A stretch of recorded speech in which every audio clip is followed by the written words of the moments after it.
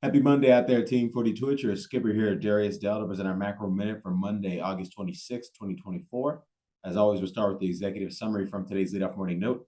If you would like to review the analysis supporting these conclusions, as well as what specific changes you need to make in your portfolio to remain on the right side of market risk, you need to be a client of 42 Macro. So today's key macro questions are: will NVIDIA's guidance tank the market?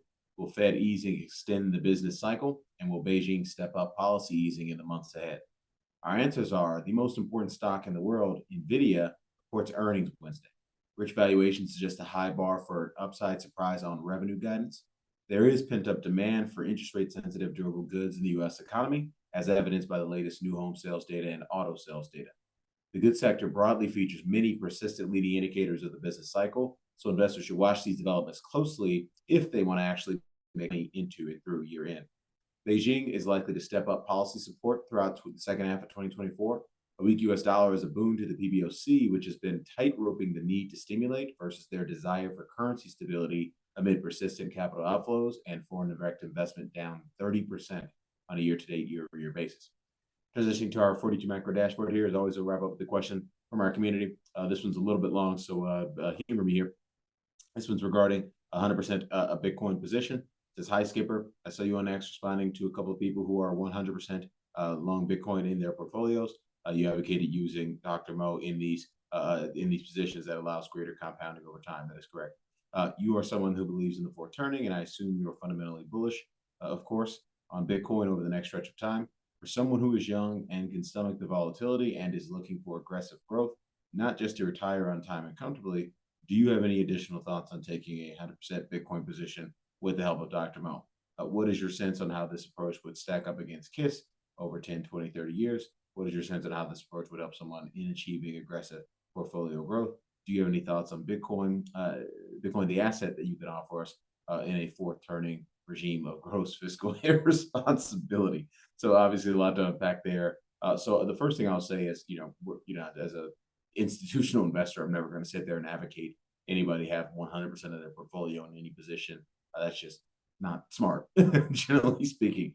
However, if you're going to do that, and you're certainly welcome to, as an investor, particularly if you're a younger person who's investing money that they can afford to lose, or they have a long enough time horizon where they suffer a big drawdown, they can recover that big drawdown. It's a little bit different if you're older, but for those types of investors, then I think if you're going to be doing something like 100% long Bitcoin, or quote unquote irresponsibly long crypto, then you're definitely going to want to use our discretionary risk management overlay, aka Dr. Mo, to stay on the right side of market risk. Again, I don't think it's a great idea to have your whole entire portfolio in one position, but if you're going to do that, you definitely use the proven quantitative tools that we provide to our clients to compound those returns over time. Because I think one of the things that we found with our volatility just momentum signal and our market regime nowcasting process is that you have somewhere between a 98% to 109% upside capture ratio if you're just long Bitcoin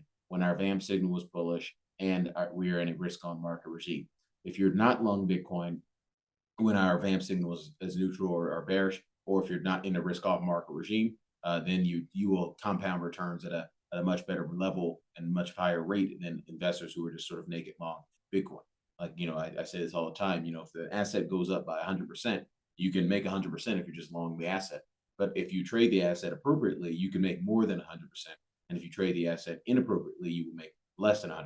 And that's what our volatility adjusted momentum signal and discretionary risk management overlay, aka Dr. Mo, is give clients the best opportunity to trade those assets appropriately so that they are not only getting the return from the market, they're actually outperforming the market return by avoiding drawdowns and getting back in after drawdowns, which is what you want to do. That's how you know the system works. Getting back to the some of the questions, any thoughts on Bitcoin as an asset in the context of a fourth turning regime? As you know, we are structurally bullish on risk assets, structurally bearish on defensive assets on a relative basis.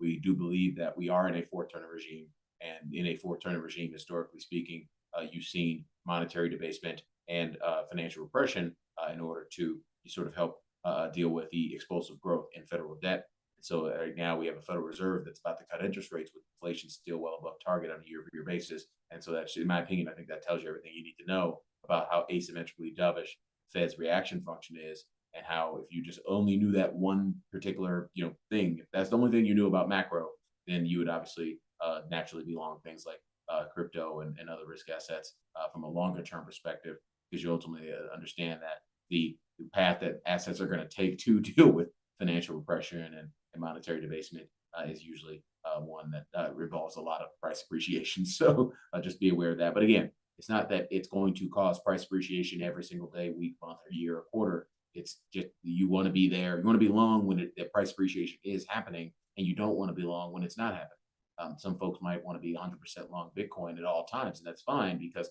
they don't have our volatile adjusted momentum signal or Dr. Mo to actually do better than just being 100% long Bitcoin.